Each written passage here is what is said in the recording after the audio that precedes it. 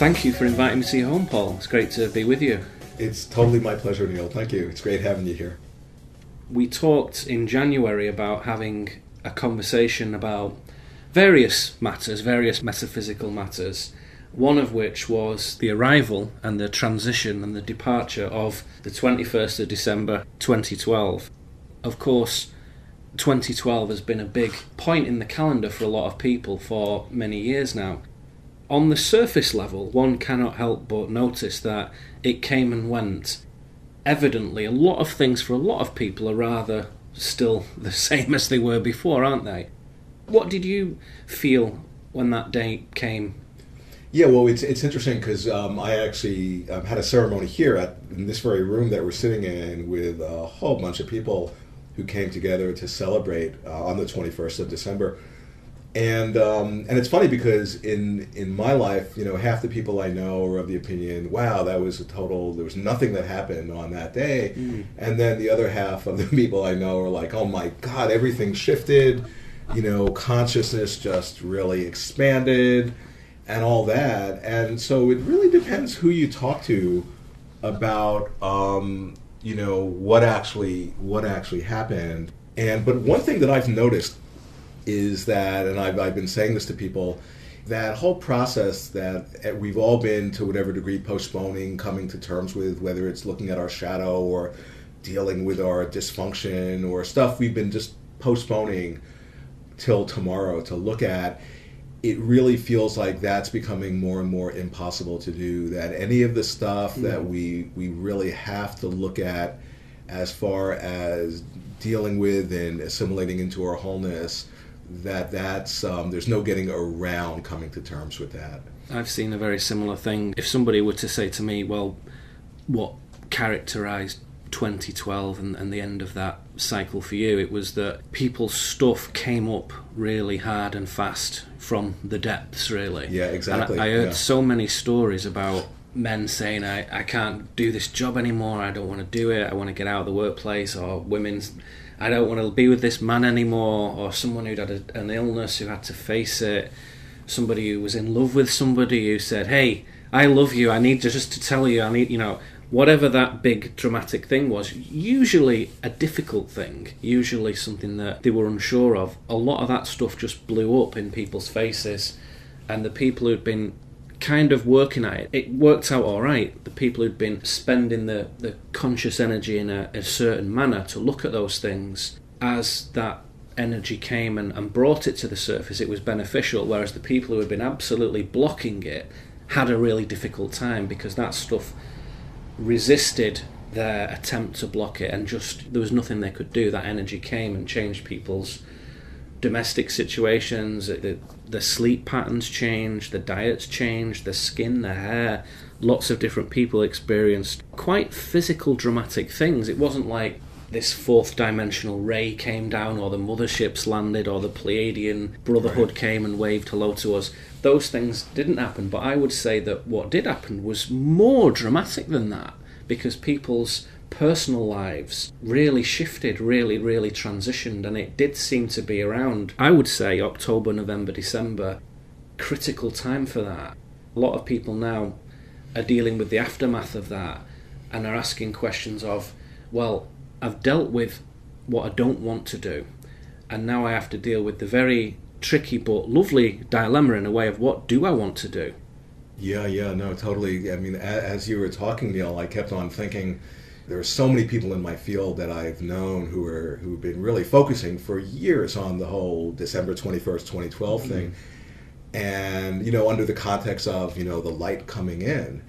Another thing that I've noticed is that it seems like that the darkness, that you could say even this evil energy has become even more materialized, more manifest in a way that's impossible just to play an ostrich and ignore, but not only inside of each one of us, but out on the world stage. It's as if, archetypal evil has come out from hiding in the underground or in the corners or in the shadows, and is fully manifest, fully visible for anybody who has eyes to see. And that seems to be somehow related to the coming of the light, as if the light coming in is making the darkness visible, and that something is actually being shown to us in that process. Well, it forces people to consider what are the positives and negatives in their life. The typical Christian version or interpretation of evil is not something I buy necessarily, but we can use the word evil as a shortcut, I guess, and everybody understands what that is. But that destructive, malevolent force in people's lives, I agree, does indeed seem to be more evident, as it is, of course, on the television and in the newspapers and on the radio or whatever. There's no doubt about it. And it's kind of difficult to ignore now. And as you say, even those who have successfully used the head in the sand strategy for the whole life are finding that that's not really feasible anymore. They are being compelled to look at the things that cause pain, to look at the things that symbolize their own darkness. In thinking about that, it makes you contemplate the relationship between internal shadow and external shadow. And whereas perhaps somebody like you and I, that's our business, that's what we do, I am finding that this part of my work is actually a very common contemplation at the moment, in that even almost the man in the street is starting to consider the relationship between all the bad things in the world and the unacknowledged, unconscious things within themselves, which I think is just a wonderful thing. Yeah, and what you're describing, how what's playing out in the outer world is somehow correlated to, or like a reflection of what's happening inside of us, that's the description of a dream. And that's why it's not just a metaphor that I'll use, is that, it's as if we're having a mass shared, a collective dream that we're all dreaming up into manifestation. And the interesting thing is, when you see what's happening in that way, and I should also add the language of dreams, or it speaks in the language of symbols. When you see the world as if it's a dream, you discover, wow, so here this darkness, this shadow, this evil is manifesting, that's a reflection of something in us, so it's actually revealing this hidden part of ourselves to us. So one other way of saying that is that encoded in this seeming manifestation of the darkness, of evil, is actually some form of blessing that is actually potentially helping us to wake up. That's a radical point of view. I smile when you say that, because we're placing our hands on the same sacred object of wisdom here, aren't we? We're standing around this circle and we're putting our hands on it and we're seeing the same thing.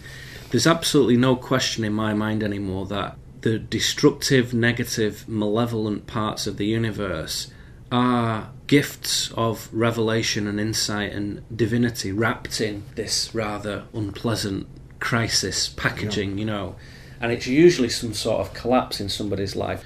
Most people can identify with what it means to lose family or lose a loved one in a relationship, or to be in a relationship that finishes, obviously a sadness and a melancholy in that. Everybody knows what that feels like. And things in the commercial world, like difficulties in business and bankruptcy and so on, those things inevitably bring people to a new point of perception through absolute necessity. And in the groups that I speak to and the individuals that I speak to, most people will tell me some sort of story along those lines. I'm sure you must come across this. And they'll say, at first it was a disaster, at first that was it, I was at the bottom. Life was over. But as is so often the case in life, you have to touch the bottom before you can push back up again, right? Yeah. And then as they did that, as they surfaced and drew air in, they thought, wow, that was so important, because it gave me a radical course correction. I'm not a businessman. I'm not just this guy. I'm not just this woman whose life is difficult and thorny. I am an amazing, incredible, sacred entity on this massive adventure. And it takes a lot of self-belief and persuasion of ourselves to accept that, because for a lot of men, particularly in the 40s and 50s and 60s, that is just a dream. That's nonsense talk. That's woo-woo, new age, hocus pocus. But there is this cohesion in the shadow and in the darkness, and in the destructiveness. There is something valuable there that we can't ignore. Yeah, it's so funny, just as you're talking, I mean, it's so activating my psyche, because you're really speaking the same language. And it makes me think, one of the things that I think about a lot is that, so here, as a species, we're acting out on the world stage our unconscious in a way we're actually destroying ourselves. And that's beyond debate. When you think about it, we're destroying the biosphere, the life support system of the planet. But I point out that encoded in that process of destroying ourselves, that we're actually potentially teaching ourselves how to not destroy ourselves, which we clearly haven't understood yet, or we wouldn't be destroying ourselves. So the point being that encoded in our acting out our unconscious shadow part is something being shown to us, but it's very quantum in that, well, will we destroy ourselves or will we wake up? Well, just like is light a wave or a particle, that's what I mean about it being quantum, in that, well, it depends how we observe it, how we dream it. It depends if we recognize what's being shown to us by actually what we're dreaming up. And that's really, we both have our own particular ways of saying that, but that really is the question. Are we going to recognize what's being shown to us? Well, as you say, as you speak, it's firing off new thoughts in me as well, and old thoughts as well, a nice balance of the two. I have to observe that with that witnessing of destruction, what we start to understand is what is the place of destruction in the universe. And as I have said recently to people, just as a very simple metaphor really, that destruction can be a wonderful thing. To have a supernova, or to demolish a house to make way for a lovely new house, or a necessity to cut down a tree, a living being, to do something important, to create life for new trees, for example, in a forest or whatever. Without destruction, endless creation is a big problem, because you just end up with a universe full of stuff and you've got a big problem on your hands. So you have to have some place where things go away, a deletion and a creation. I neutralize those concepts in that very simple way to say that the pulse of the universe is emanation and recession, to manifest and to erase. We tend to cling to manifestation and we cling to creation, as indeed our Buddhist teachers have tried to show to us, that attachment itself generates a dilemma. And I think that if nothing else, the lesson of destruction is to say, don't try to avoid this, but try to understand what it is and what its purpose is in the universe, to take things away. The malevolence attached to it is a conscious element that is largely a human projection. Not entirely, is largely a human projection. But the idea that there is only human consciousness at the top of that cycle is something that I have found very difficult to stick with. That isn't the case. I see that the order of the universe, the ecology of the universe, is vast and is very, very diverse and very rich. Human consciousness is one element of that, and there are lots of other ones, which is a very sticky subject, isn't it, for us to talk about. It's not possible for me to say anymore that this is all the mind, aberrations of the mind, projections of human consciousness. I see consciousness not as a human thing, but just as a thing in itself. And there is, as you put it, this quantum element of consciousness, which is particle at one point, wave at another point as necessary. But everything feeds into that. The rocks feed into that. The humans feed into that. The Pleiadians feed into it. But let us say that there are all these different life forms around the universe. Everybody feeds into that field. So to imagine that all the evils of the world are just humans being bad, I think is inadequate, that answer. Yeah. Well, it's interesting because you mentioned field, and because as you were talking, I was thinking, the whole non-local field, which pervades everything and contains everything. And the implication of the non-local field is that, there's no separation anywhere between any part of the universe and any other part. And if I could just go back to something you had said, in the sense of you were talking about, and we were talking about the whole sort of destructive energy in the universe as being a part of the greater whole of the universe. And it made me think, then there is the whole idea of, I can talk for me, as an artist, I know when I'm not accessing and expressing the creative spirit in me, that's when I act out in a self-destructive way. And what the meaning of that is for me is that, oh, one way of, or maybe the way of really coming to terms with, we're talking about evil, is to get in touch with our creative expression of who we are. One of the most sort of destructive processes in us is unexpressed creativity. And the idea of creativity is tapping into something that's beyond ourselves.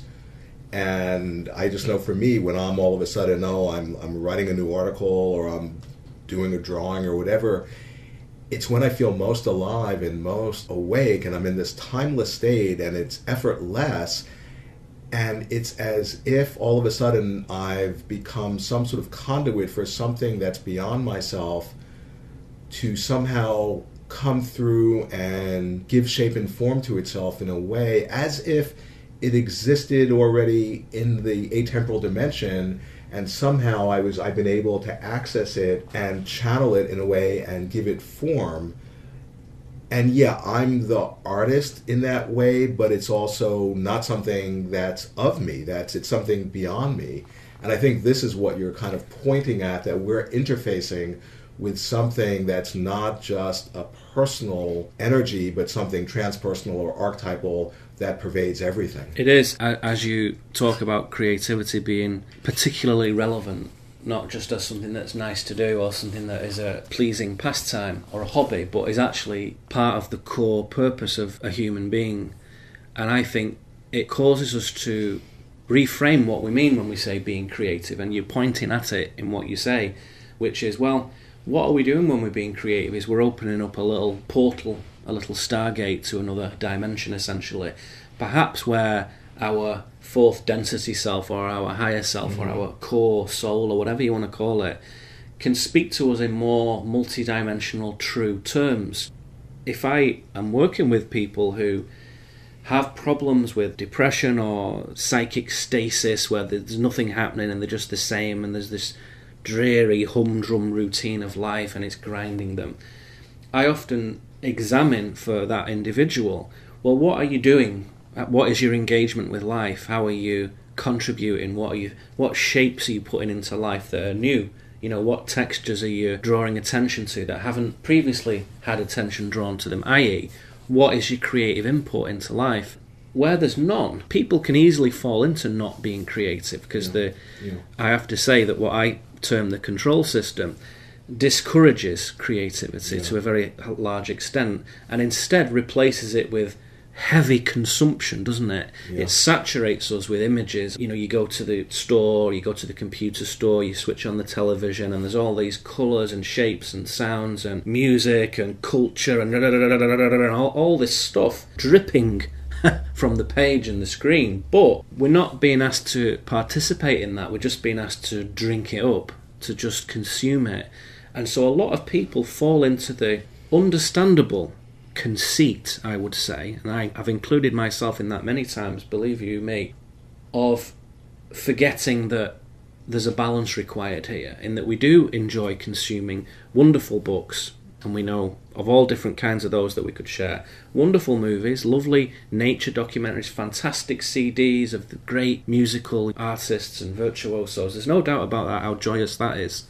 But we have a valuable part to play in that dynamic. And I think it's of increasing importance for people to realise that the universe is constantly inviting you to contribute, to participate, to engage. And whether you pick up a paintbrush or a guitar or a pen or a laptop or a drumstick is sort of up to you and sort of arbitrary.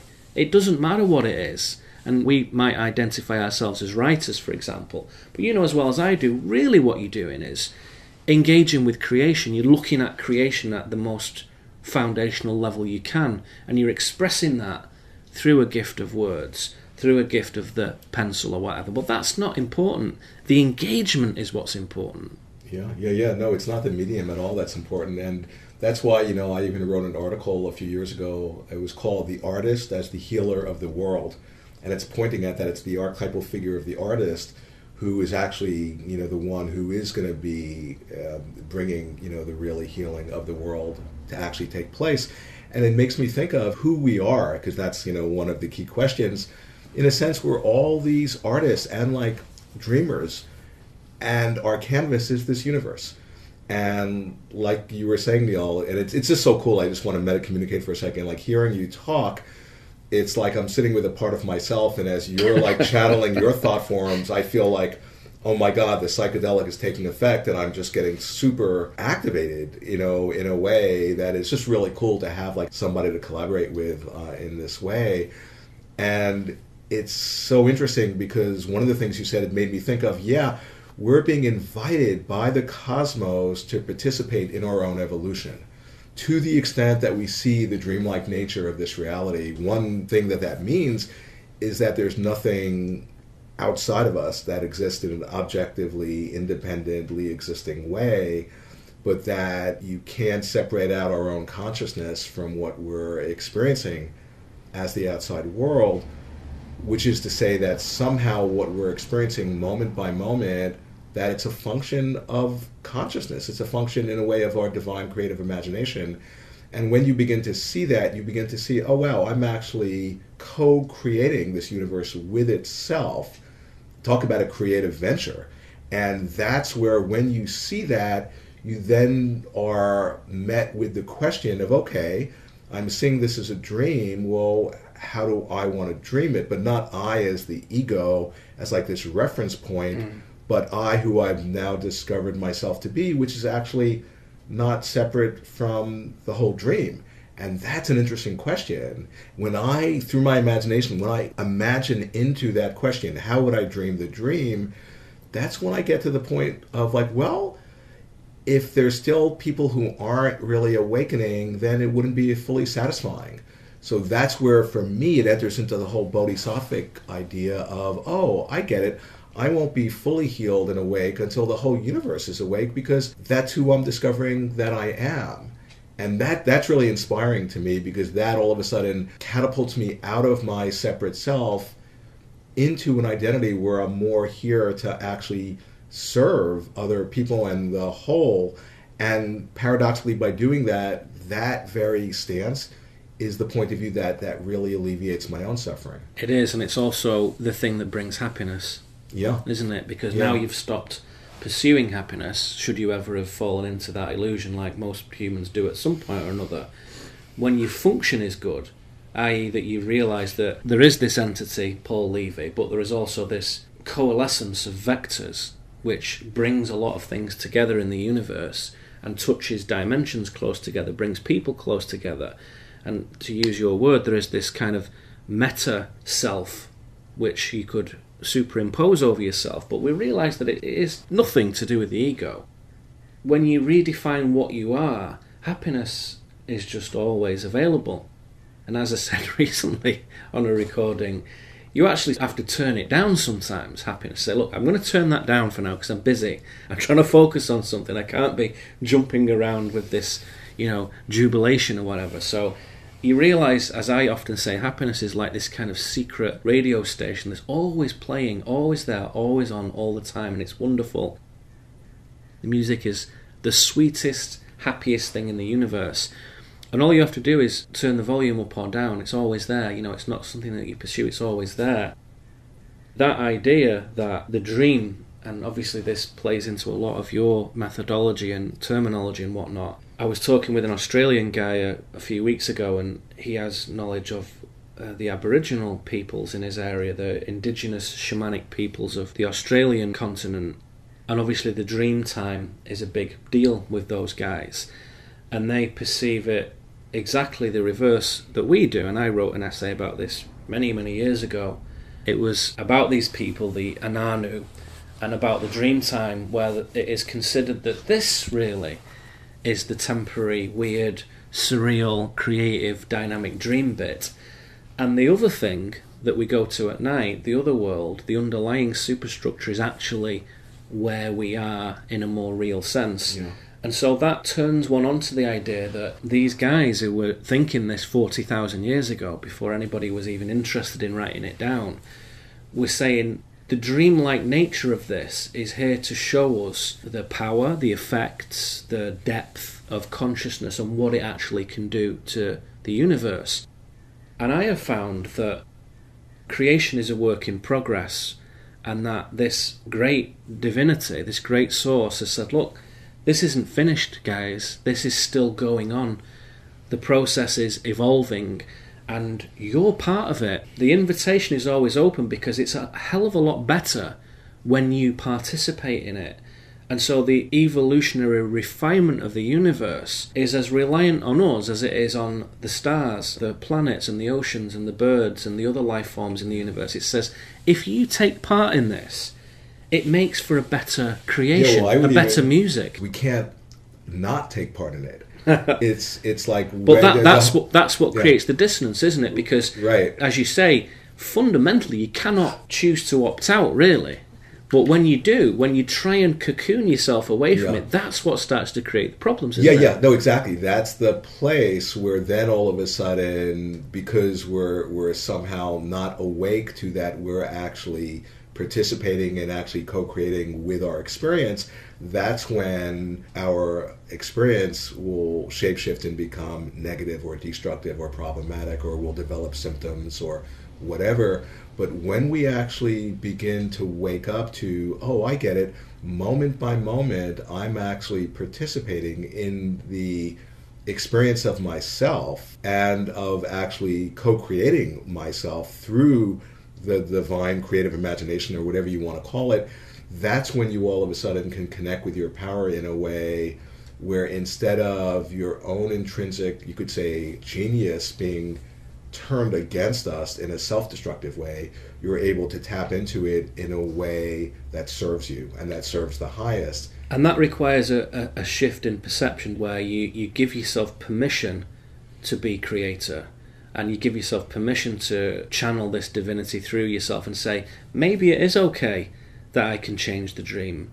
It is suggested to us through our lives that it isn't okay to change the dream. Yeah. And the only way to do that is to work very, very hard until you're 65 and then retire and go and play golf in Florida. That's the dream of the system. Yeah. It takes a radical move of consciousness that perhaps some people, perhaps yourself included, naturally it was okay for you to make that radical move. But for a lot of people who have heavy investment in the system, to believe in themselves that they have the authority to change the dream is quite a shift, isn't it? Yeah, well, it's interesting because, I was interviewed like a few weeks ago by someone, and we got exactly to this point where I began talking about, and then once you see the dreamlike nature, you can change the dream. And he responded in the interview like, well, how come you'd want to do that? And I looked at him and I said, well, you've woken up in the dream and you see that we're killing ourselves. Would you change that dream, or would you just leave it the way it is? Yeah. And it's interesting too, because what you just said, Neil, made me think about, when I began, in the early 80s, having the recognition of the dreamlike nature and beginning to wake up to my own part in it, and that I was actually responsible in a certain way and co-creating it or invoking it in a certain way. As I was more and more stepping into that energy of truly being in myself, in touch with my power, and really integrating my lucidity, what I also noticed was that simultaneous to that realization seemed to also be evoked certain almost darker forces that seemed to be contrary to that, or seemed to be in opposition to that. And that was very interesting to me. It was almost like the two reciprocally co-arose together, the light of lucidity and the darker powers that seemed to stop that had an investment in stopping that. It was almost as if the darker powers were feeding on the lack of lucidity or something. There was something going on there that really got my attention. I've more and more been trying to shed light on what is the nature of those darker forces. And one of the things, just in real simple terms, that I've discovered in my own process is that, it doesn't seem to be an error that there are these darker forces, that seems to be almost part of the deeper cosmic equation that's important for us to really understand. And just let me interject at that point. That's very, very important what you're saying in terms of interactions with people who we talk to and seek our counsel and guidance in these matters, in that there is, again, a perspective involved here where you realise that the darkness amplified as your lucidity deepened, say, and your reaction was, oh, that's a very, very healthy response, isn't it? Because other people's response, which is very understandable, is, oh my God, this demon world is opening itself up to me, and I am now being stalked, and there's things after me, and this door has opened into another world, and I just want to slam it shut again. Right. Yeah, and it makes me think of, I just remember after I had, this whole awakening experience in 81, and then very quickly that door opened and all the darker forces came in. And I remember I was fortunate to connect with these great spiritual teachers from Tibet. And I would see them all the time, and, because I was in so much pain and suffering, and I would share with them the fact that there were these darker forces and demons that were really like troubling me or disturbing me or just in my awareness. And they kept on saying, oh, well, it's because you have such potential for light that the darker forces are even interested. That if you didn't have such a potentiality for light, they wouldn't be at all interested to come and hang out with you. So they were also seeing, the deeper alchemy and the correlation between the darker and the light. And you're right, too, for people, and it's understandable, who once that door opens and all of a sudden we experience these seemingly, whether you call them demons or psychologically Jung calls them autonomous complexes, or Native Americans call it Wetiko. There are all these different names. The Gnostics might call them the archons, or whatever the name is, it's unimportant. But you're right that if we then, resist them and close the door, and then we're fighting against them, that unwittingly is feeding them. That they're actually here to show us something. And like I was saying, it's not an accident that they're showing up. But if we can somehow get in relationship with them in a way where we receive what they're revealing or the message, they can actually feed our light. And that's very interesting to me. It is, because you flip in the dynamic. What I see for a lot of people is that when they realise that there are these negative entities in the world that, as you say, we have all these different words for and these different terms for, which in the mainstream are meant to not exist, of course, or at best they are a psychological faculty of the mind. There's some aberration of the brain or whatever. But as you go deeper into this awakening, you realise that no, they do actually have sentience of their own, and they have their own self-determination and their own life and whatnot. When you realise that, I think that's when you start to feel the presence, of course, but that's where you get the opportunity to flip something round, which is this.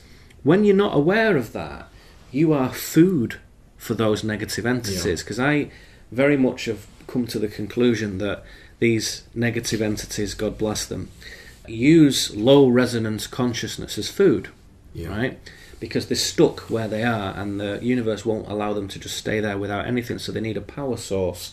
So they use low resonance consciousness, of which planet Earth at the moment is a super source of that stuff. And as soon as you question that equation and you turn to face them and say, hey buddy, who are you? What do you think you're doing? Because I'm a sovereign being, self-determined. They're losing a unit of resource there. They're losing a node on their network. And so they react to that. And so the reaction is something that is a good thing, because you flip it around and you start to say, well, actually now, not only do I become very unappetizing to you at this moment, but I might use you for my own awareness. No, what I was going to say is exactly that, is that instead, because that metaphor of us being food for them through our, unawareness or our fear, that's exactly it. And yet when we actually turn the light of awareness on them and see their nature, in a sense, then their energy becomes food for us, and their energy actually feeds our empowerment. And so it's interesting, because I just wrote a book about the importance of shedding light on the darkness. That, because I know so many, I think we probably both do, like, really well-intentioned, these new age metaphysical people who are really into the light, but they don't want to at all have anything to do with the darkness, because God forbid, if I put my attention on the darkness, they tell themselves a story that's going to feed the darkness. But what they don't realize is that because they're avoiding the darkness out of fear, that's actually feeding the darkness. The idea being that if you see the darkness, if you put your light of awareness on it, and then, like you were saying, as a sovereign being, we then have a choice. Well, once we see it, of course, you don't want to become overly fascinated by the darkness because that feeds it, but you don't want to avoid the darkness. But when you actually see its nature and how it operates, then as a sovereign being, we can choose how do we want to invest our awareness. And at that point, we can decide, I want to create the world I want to live in. And that's actually to really dispel, the darker forces. Yeah, thank you. Yeah, that is so good. When you see these extraordinary orders of nature which are undocumented in the mainstream, when we encounter those beings, I think that we have a very amplified tendency to go one way or the other, to say, oh my God, this is a nightmare, right, I'm not doing this anymore. Or to go warrior style, I will destroy you, I will combat you, I will take Christ's silver sword and cleave forth to... Both of those things, to submit or to dominate or to retreat or to surge forward, create dramas and difficulties. And I think one of the things, again, is embedded into what we've said, which is to go, interesting. To have the sort of Sherlock Holmes attitude, to not get all excited and get our knickers in a twist about a situation, but be absolutely super cool and just witness it and say, that's interesting. Yeah. And that neutrality, I mean, it is coolness, but that neutrality suddenly creates this great balance and equilibrium which withdraws you from that equation of polarization, doesn't it? Yeah. You're not polarizing yourself anymore. You don't go into retreat. You don't go into combat. You stand at, as the Native Americans say, you stand at the center, which is the point of power. In the eye of the hurricane there, you're at tremendous stillness, and yet you can draw on this enormous power of all the wind and the tremendous energy that surrounds you. Yeah. No, that's so good, because what you're saying, it makes me think, like I've been really thinking a lot about how like this evil that we're trying to like come to terms with, that it feeds on polarization, that's its signature. And so if we try to fight it, we've already lost. And it makes me think of a couple of things. The first thing, one of my teachers from Tibet was here a number of years ago, and he was giving this empowerment, like this ceremony, where he transmits blessings. And it was a particular ceremony having to do with, it was going to dispel black magic. And he, during the empowerment, he gave the instructions, and he actually confided in us. He says, this empowerment won't really dispel black magic, because to even think that way is to be under the spell of black magic, because you're making it real. But what it'll do, it will dispel your belief in black magic, because that's the real black magic, the fact that we even think that there's something evil that we need to fight against.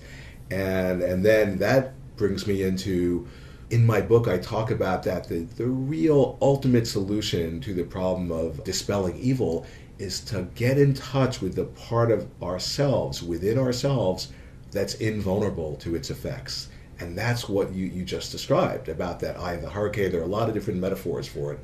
And that's the part of us that evil can't possess, because it's not possessible.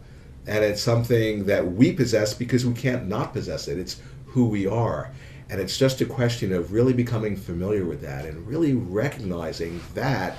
And as more and more we stabilize that realization and abide and rest in that, then any of these evil forces that are invested in self-destruction or whatever can't harm us at all. And I think that's a really important point to just bring out. Absolutely crucial, that, because it plays into this dynamic that I see over and over again, which is having that confidence to look into yourself and speak to people like us and other people who do work like we do, and gain the knowledge, gain the knowing is a better way of saying it, gain the knowing that yes, we do have that invulnerability, we do have that inviolable spirit, which is, as you might think, a spark of the divine or a piece of source, something infinite, something eternal, which in my reading of the history of this conflict is what creates the resentment of those negative entities, because we have something that they don't have, which is a point of balance, which is the compass-bearing home, as I call it, which is you go out on your vast journey into the universe, then you come home again, okay? Let us imagine for a moment that as a mental model of what happens over millions of years in our life, and we play different roles and we're different beings and we do all kinds of stuff on that journey. And the compass bearing that gets us home is this spark, is this point of equilibrium which we always regain, we always retain, and it is this innocence. In Gnosticism they often refer to those who possess this as the innocent little spirits.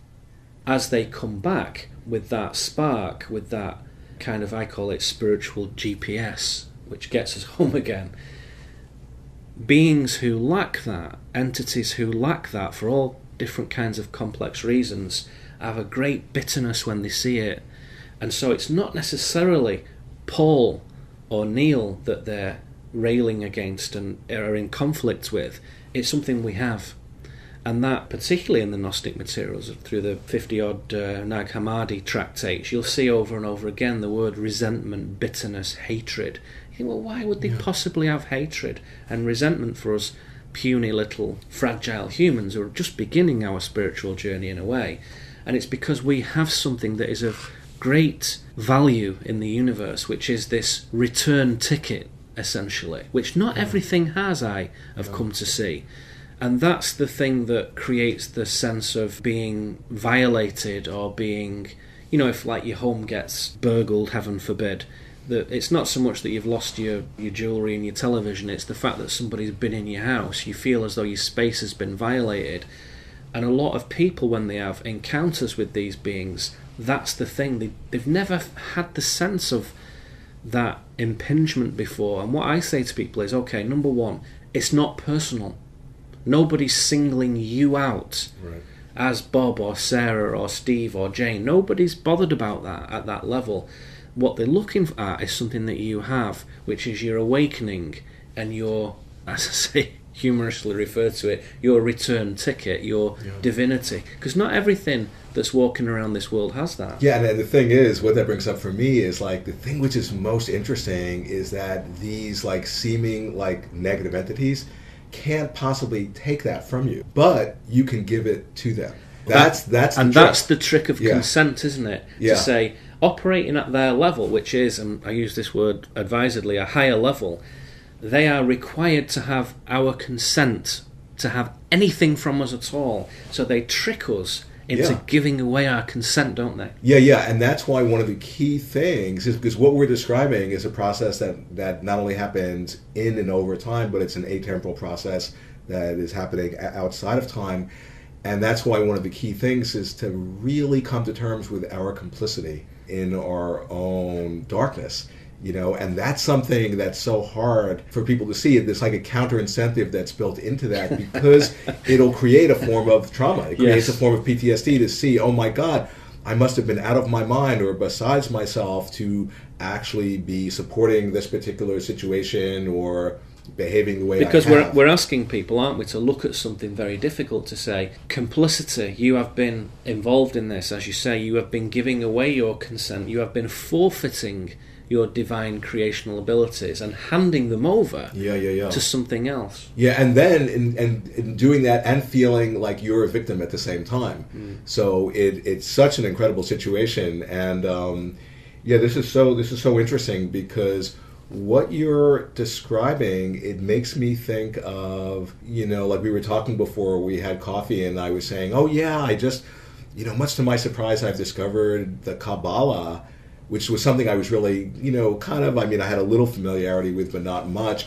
that it's actually describing the very thing that I was pointing at in my book, encoded in the darkness are actually sparks of light, and it's our role to actually discover that and to extract that light and to liberate that light. It all comes back to, in alchemy or different wisdom traditions, they'll talk about the coincidentia oppositorum, the coincidence of opposites. That's the place where you'll all of a sudden have a living experience of that the opposites, for example, good and evil, become indistinguishable from each other. Because what you discover is that, oh my God, it's by inquiring into the darkness, into this seeming evil, that actually has helped me to wake up. So, wait a second, I thought this evil was bad, but it's actually had this profoundly good effect. Well, all of a sudden, like I was saying, the opposites become really hard to distinguish one from another. And the point of view in us that has that realization is, in psychological terms, what's called the self, which is simultaneously the result of the realization and at the same time the sponsor of the realization. It's both simultaneously. And so what we're talking about is really, by just unfolding and inquiring into our process and what's being presented to us through whatever forms of dark and light are manifesting in our life, that actually becomes the medium or the vehicle for the realization of who we are. And that's really inspiring. It is inspiring because it makes you look at the whole question of polarization and of opposites. It forces you to do that through examining one of the poles. So when we're little children, it is suggested to us through the media and through the education system that there's this linear line that stretches just as one line left and right into infinity, and on the left is evil and on the right is good. Right. And that isn't true. And you see these symbols like the Ouroboros, the snake consuming its own tail, and you see these spirals and you see these circles, particularly in Celtic iconography and whatnot, suggesting that there isn't any lines in the universe as such. There aren't any straight lines. There's a reason for that. And that really the polarity, when you see it as this circle, is really just points on the circle that you're drawing. And as you shift round, you say, well, actually, there aren't two separate areas on this circle. There is only one artifact. There is just one thing. And it goes round and round on itself. And so where we draw the lines is sort of arbitrary. And what we're really doing is mapping the whole thing. And as you come to that, you start to realise that being given the opportunity to look at extreme positivity and joyousness and bliss and creativeness and revelation and epiphany and whatnot, all those wonderful things which New Agers are addicted to, they have a dependency on those things. And then you have the destructive, self-sabotaging dependency at the other end of the scale. It is as if one is given the opportunity to walk that whole perimeter and say, right, now I have mapped polarity. Now I can tell you I have been to the bottom, I have been to the top. Both wrong answers. Both wrong answers. That's not it. It's not the caves under the mountain. It's not the peak at the top of the mountain. It's something else. It's something in the centre. It's something in the core. And as human beings, we're given the opportunity in this third density realm, which is a place where polarization is put upon us for our own good, for our own benefit, as a gift, as a device of education, I think. And the sooner you realise that it is you who determine that point of equilibrium and that centre point, the less you feel dragged and the less gravitation there is to say, oh God, I must pursue happiness and joy and bliss all the time, or I must fight evil with my magic wand or whatever. You're not drawn into those deceptive endeavours anymore. You realise that that is part of the teaching to say polarisation isn't real. It's a device, it's a third density temporal device to teach you about consciousness. It doesn't have reality. And so throwing yourself into conflict, as well intended as you think that might be, is foolish. Yeah. And it's interesting because it makes me think, hearing you talk about, that's an example of like encoded within this seeming problem. In other words, polarization is actually some form of teaching or some form of blessing. And again, I find myself contemplating that, at least in my own work. And in just also hearing you talk, Neil, like I feel like what we're doing is an example of what I wanted to talk about next, which is, it's all fine and dandy for one person to have some form of lucidity and awakening and realization and all that, but there's something about when you actually come together and connect and hang out with other people who are also awakening to the dreamlike nature, and you're able to, it's what I call to conspire, to co-inspire each other, like the two of us are doing right now. And this is, in Tibetan Buddhism, they'll talk about the Sangha, the community, the three jewels of the Buddha Dharma Sangha, the teacher, the teaching, and the Sangha is the community. And I don't think of it in a traditional way of just people coming together who are practicing, Tibetan Buddhism. My favorite definition of the word bodhisattva is it being in the process of awakening. And who among us is not in the process of awakening? And when you connect with each other, in that way where you actually experience, oh wow, if I actually am helping this other seemingly other person awaken, I actually get as much benefit as they do because ultimately we're not separate. Then all of a sudden we can continually help each other to discover that we're all on the same side. We can activate the collective genius in a way where the whole is greater than the sum of its parts. And that's really what's being offered to us through this evolutionary impulse that we're participating in, and that's being offered to us by the cosmos, is to actually come together and connect with each other, help each other to awaken. It's what I call to dream ourselves awake. And one way to understand that is through the creative imagination. It's just imagine, you're in a dream at night and you have lucidity. You've woken up to the nature of your situation that you're dreaming. Okay, that's great, but yet there are all these other dream characters in the dream, aspects of yourself, but imagine connecting with another one of them who's also becoming lucid, and imagine connecting with 10 others of yourself, or 100 or 500, and they're all just parts of yourself that are actually awakening to the nature of your situation, which is that you're in a dream. And you imagine coming together and you actually co-contemplate together what you're realizing. That is, that this universe you're in is just a function of your own dreaming, of your own consciousness. That's when you discover you can actually configure yourselves together, activate what I call our creative power, the sacred power of dreaming, and actually change the dream. And what I just described in the night dream, that's what's available to us in the waking dream. That's a very powerful thought for a lot of people to think about.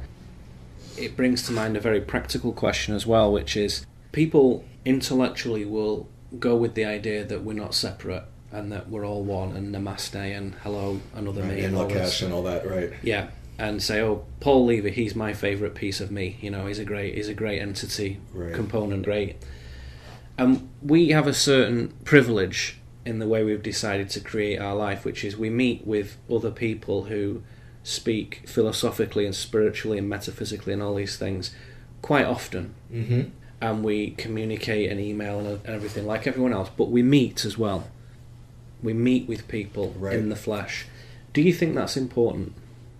Yeah. I totally think that's important. I mean, I think there's an actual teaching of the Buddha where he basically, some sutra where it's basically translated as don't hang out with fools.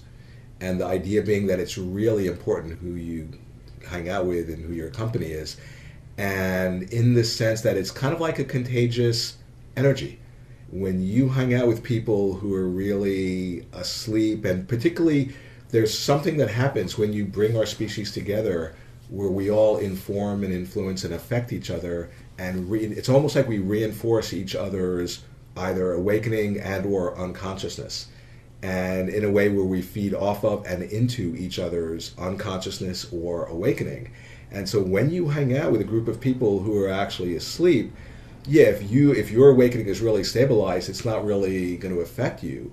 But if your awakening is kind of not that stable, you might find yourself over time getting more and more drawn into that level of inertia or asleepness or amnesia.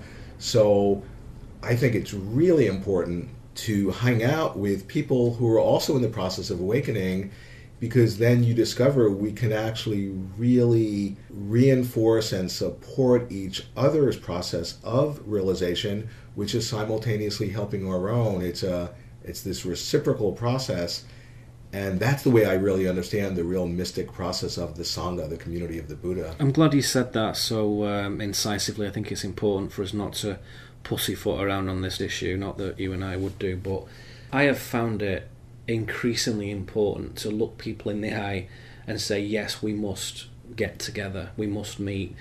As I say, for me, that's not a problem. My problem is the opposite, which is politely telling people I'm not going to meet them, I haven't got time, right, or I want my time to myself or whatever. But I'll tell you, 9 out of 10 people who I work with, one of their challenges is that they're stuck in an environment, a place, a world, a family, a business, a community or something, where there is no awakening going on. There are not people in that place, interested in the process of growth and evolution and consciousness. They're not interested, right? Some of them might be religious, some of them might be very hyper intelligent, academically very impressive, and have PhDs coming out of every orifice, you know. Right.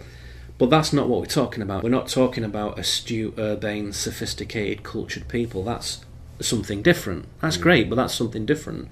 We're talking about people who are acknowledging a very fundamental aspect of reality in themselves. And I have to say to those people, it's important that we gather, that you gather with people, that you meet people who are doing the same thing you are. People earlier on in the journey than you, people later on in the journey, people exactly from your ethnic and cultural background, and people from totally different ones. If for nothing else, to share openly, to let your guard down, to be in a trusting environment where you can be absolutely free and open and together, and everyone's going to support and be excellent about that. And that means travel. Because unless you have the advantage of living in a place where there's a lot of consciousness, which I'm glad to say you and I have chosen rather well where we live, but there's an awful lot of places in America and in Europe where that isn't the case, where there's a great dearth of awareness. And I have to observe, I'd love to hear what you think about this, Paul, I have to observe that the land itself seems to promote consciousness and evolution and awakening in certain parts of the world. And I can look at the Pacific Northwest, for example, and even in places where they're not articulating in the way that we are now, I can feel the arising of consciousness. I can feel the lucidity increasing. I can feel it, even when people aren't saying anything about it. And then I'll go to another part of the world. I'm not going to name them because some wonderful people listening to this might live there. It doesn't matter really, but you know what I mean. There's other parts of the world and you go, this place is just flat. It's kind of dead. Dense, and the community is like not interested, and the land is sort of like asleep as well. I had this whole awakening based on the incredible trauma and wounding and abuse and all that, a long time ago in the early 80s. And so the experience I was having was I was really beginning to realize, oh my God, this is a dream. This is a mass shared dream. We're dreaming up reality moment by moment. And then I realized, okay, great, and at that point it was probably a quarter that could get me a cup of coffee. Like, what was I going to do to make a living, to support myself in this dream? And so many people I know, and you'll see how this connects to what you were just saying, so many people I know are going through the same process. They're having some form of realization, of lucidity, of awakening, but they're really struggling with how can they then be in the world in a way and, to bring income to support them that's in alignment with who they're discovering they are and the situation they've discovered they're in, which is that we're having a dream. And I think about me, so I was really struggling with that, and then I just got creative and was like, well, if this is a dream, I completely can easily imagine that, don't you think the dream would support me in if I somehow brought forth a creative vehicle for not just telling people, but showing people how this is a dream. And I was able to figure that out by having these groups of people that I would bring together who were all subscribing to whatever degree they were that were having a dream. We would inquire into the nature of our situation through that lens, that we were dreaming up whatever was happening and what does that show us when we view things in that way. And it was actually really giving people the living experience of lucidity. And as I began doing that, the very day I began doing that, I began making a living. And not only that, but more and more I began attracting other people who are awakening. And so then I began to realize, oh my God, I'm actually invoking or creating in my dream a whole community of fellow awakening beings who we all could support each other. So yeah, I think you're right. There are certain places in the third dimension on our planet that might have a denser environment and there's not so much the energy of awakening.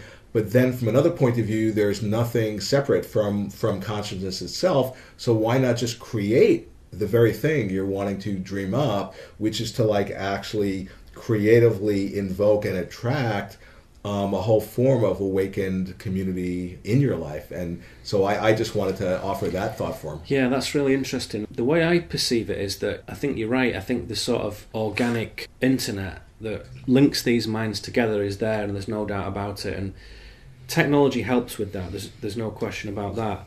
But I still have to impress upon you the idea that there are places where it's easier than others. Oh yeah, no, so, I agree with that. I'm not disagreeing at all. People who are in, let me give you a practical example. Yeah. People who are in France at the moment are telling me, in France, there's always exceptions. There's always communities who are most wonderful and superb, of course. But on the whole, in France, people are not interested in this stuff, which is ironic because in the esoteric traditions, it was a great hotbed of activity, France and Germany, right, and so on. But at the moment, there is a dampening in that region. There is a great dampening of that. Sure. And some people who have travelled from France to Northern California and wonderful Oregon and Washington have said, oh my God, I can feel it when I got here. Right. Or they went to whatever. They went to Glastonbury, which is a little bit new agey in England, but wonderful place with a great landscape in Somerset. And now they went to Avebury or West Kennet Longbarrow and they saw the crop circle. Wow, we can feel it here. And when we got there, we met with other people who were doing the same thing. And then we went home again. And that's one of the problems that I brush up against all the time is that, and then we went home again.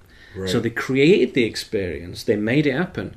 They edited the dream, they changed the circumstances of the dream. They had a wonderful experience, and you must come across this. People go away for a couple of weeks, they go to a conference, they visit somebody, they do the and they raise the vibration, as they say. They get to this wonderful place, and then they go home again, and all that falls back down on the floor. So they can't sustain the notion that they're steering the dream. They can't keep that belief alive. And that what you're just describing, I mean, I really hear that, and I come across that too. And as you well know, part of being a spiritual practitioner, almost like an alchemist, is that it's our responsibility, to really, we're the ones who are co-dreaming the dream.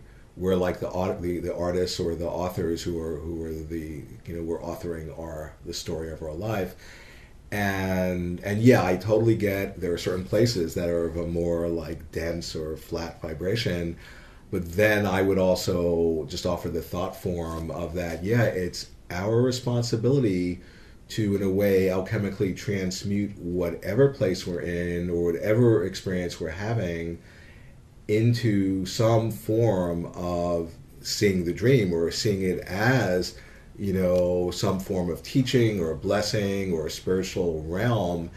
That, you see, the way I understand spiritual practice is more and more you're able to, in a way, to alchemically transmute every moment of your experience into that. That is such an important thing. I'm so glad that we raised this. One of the things I've learned from what I've been doing over the last goodness knows how many years is that, yes, it is possible to bring that awareness into the most unpromising situations and the most decrepit environments or horrible streets or real places of political polarization and ignorance and bigotry and whatnot. And I can go in those places and change that. And I do my best at that. I'm not perfect at it. I'm still learning about that. And I see that alchemy being very possible because I've seen it in my own life. And walking around the streets of New York or whatever in very unpromising, spiritually flat situations. And then I'll meet someone who is just astonishingly excellent. We'll have a great conversation. Someone else will come along. Something will happen. I'll see these signs and symbols and synchronicities in the environment. And I realise that I am co-authoring this narrative, this dream narrative, as I'm going along. What I'm saying to you is that it's really a matter of experience. That it's an experiential method one has to pass on to our students, if I can use that word for a moment, or our colleagues or whatever. The joy for me is where one has the luxury of working on a long-term basis with somebody who comes back and back over time, and they are starting to believe, it's also a very problematic word, but we'll use it for the moment. They're starting to believe in their own power. They're starting to observe the example of our behaviour when we're on top form. As you say, it falls upon us to demonstrate by our example, by our deeds, not just our words, because we're both very comfortable with that, but by our deeds, how we live, what we do, how we've changed our dream. Yeah, well, it's interesting because as you're talking, Neil, I'm thinking that, so I have all these groups, like we both work with people, so we're not just like these philosophers sitting in a white tower. One of the things I see, almost everybody, even people who are really awakening, but almost everybody, they come into the groups and they're somewhat entranced via the experience of thinking that whatever they're perceiving is objectively actually happening, which is very different than the understanding of whatever we're perceiving, who knows what actually is happening. I'm not in the position to know what's happening, but I'm in a position to know what I'm perceiving is happening.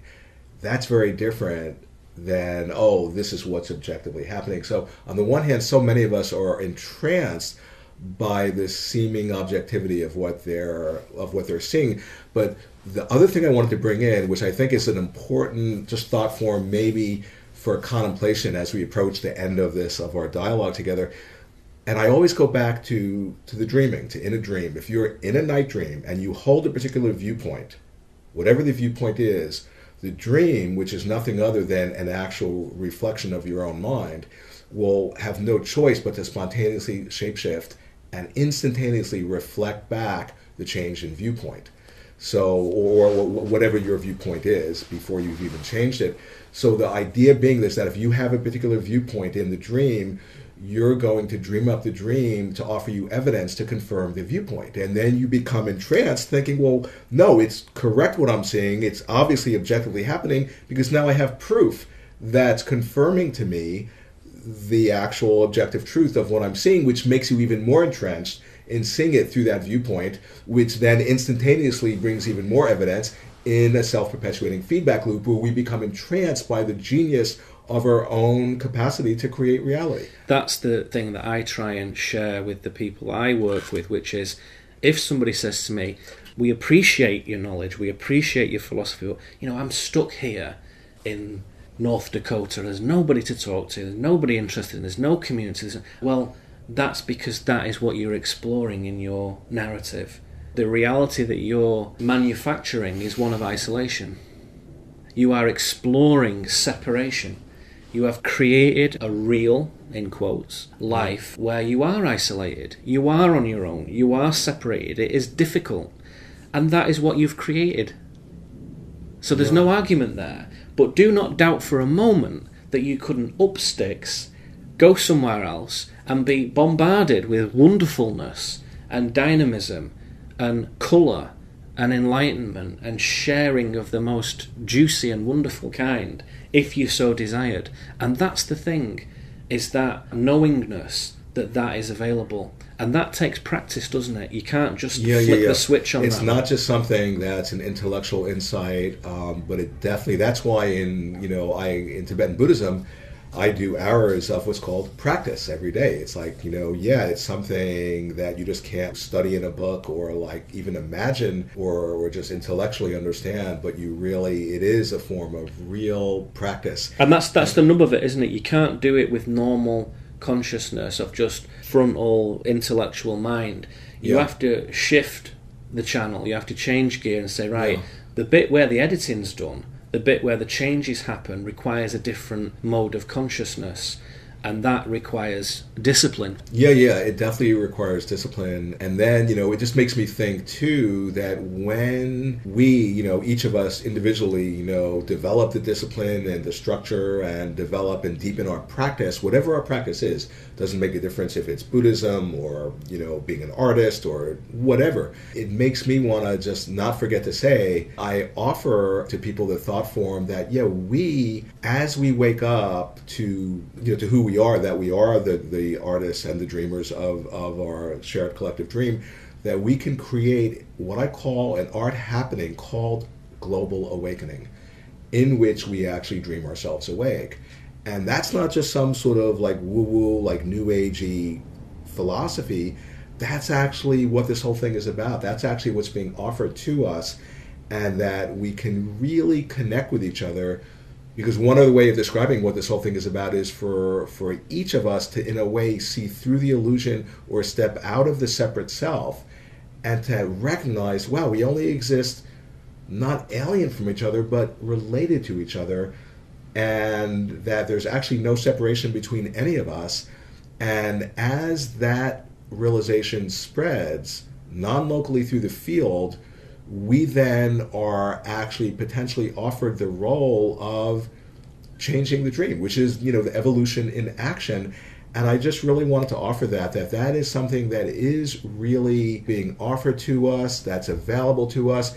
And it's not available to us in the future like, oh, it's available to us right now, that we can really step into this and find our own creative voice and connect with our own genius, our own, they call it the daimon, the guiding voice, the inner spirit, which helps us this etymologically. We then find our calling, our vocation, all these wonderful things. But if we turn away from that daimon, from that inner voice, that guiding spirit, it becomes negative and becomes a demon. Going full circle back to what we started talking about at the top of this discussion, what happened for me in 2012 is that cycle, that shift between the thought form and the manifestation, or the imaginal reality tunnel and the so-called consensus reality tunnel, the gap between the two halved.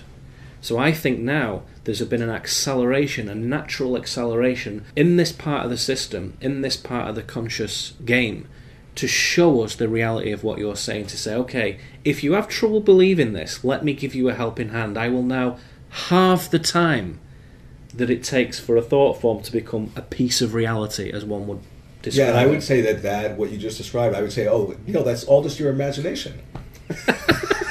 Well, listen, I have seen that the gap between the imaginal and the actual is non-existent. It's all a matter of consensus. Yeah. That has occurred, and if for those dwelling and exploring the negative, that has definitely occurred, because it's smashed up right to the nose. And those pursuing truth or unfoldment or awakening are starting to see positive changes in their life. Things are actually shifting. I think that's the gift of this part of the cycle, is that only for those with a tremendous, what you might use a slightly old word, faith in this, have been having the consistency to live like that and take risks with the life and not live as normal grown-ups do, like you and I live a different kind of life. We've taken a risk to do that because we had faith in that process. For those who might not quite have had the luxury or power or privilege or choice of that faith, nevertheless, the universe is saying, let me make it really easy for you. I will now increase the power of thought as a manifest force in the universe, just so you can really see it. So temporality, the mechanics of time, has changed. 2013 is different to last year. So many people I hear, just coming back to the 2012 thing, are saying, time is quickening. It is. But it's not, if I might suggest, it feels like time is quickening. What it is that the distance between thought and manifestation is a lot smaller. That gives the impression that time is whizzing by like nobody's And the thing business. which is interesting is that, so then when you think about time, and who is Father Time but the negative father, Chronos, like chronology or chronometer, and the idea that, that's the negative father, in a way the antonym or the antidote to Chronos is synchronos, is synchronicity. Is the realm where all of a sudden, you begin to discover, wow, time is not in a sense linear, but like, wow, I'm having an inner experience, and it's like the universe is shapeshifting and configuring itself to actually reveal and express my inner experience. Like there's no difference between the inner and the outer. And so there's something, kind of breaking out of the spell of time that's really important. When I told that story about, I was having this awakening to the dreamlike nature, and how can I make a living? Let me teach that it's all a dream, and wouldn't you think the dream would support me? When I was doing that, I had to really, really trust that. I couldn't just be like 3/4 of the time teaching this as a dream, and then the rest of the time just like, not being sure. No, I had to fully step into that. I had to fully go That over is that so edge true. and step in That is so into true. that dimension. That is so true. I had the same experience as well, which is when I tried to hedge my bets, as it Right. were, and I thought, well, I'll be 50% spiritual and 50% commercial, and then I'll change it to 70-30, and then it never quite hung together, it never quite happened. It required me, and I have this expression, to step off the train altogether. Right. I had to get off. The train disappeared into the distance, and I'm stood there with the wind whistling around my feet thinking, well, now I've done it. Now I've really done it. Right. Let's see what happens. And blessed be, yeah. it's giving me what I need.